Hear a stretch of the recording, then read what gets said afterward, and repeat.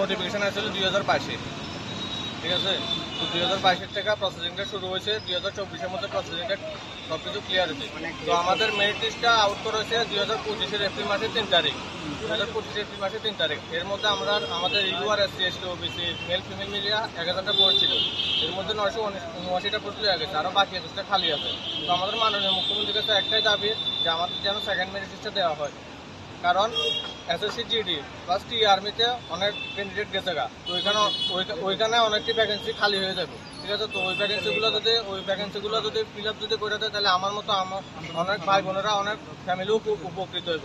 Plus আমাদের এখানে অনেক আছে ওভারেজ হয়ে গেছে। তো আমাদের যদি এজের একটা রিল্যাক্সেশন দেওয়া হয়, তাহলে আমরা ওই নেক্সট একটা দিতে পারো। প্লাস গভর্নমেন্ট কইছে যে 916টা ভ্যাকেন্সি হয়ে যাবে, ওই 916টার মধ্যে আমরা দিতে পারবো যদি আমাদের একটা রিল্যাক্সেশন দেওয়া হয়। আদারওয়াইজ আমরা দিতে পারতাম না, ঠিক আছে। চাকরিগুলি কবে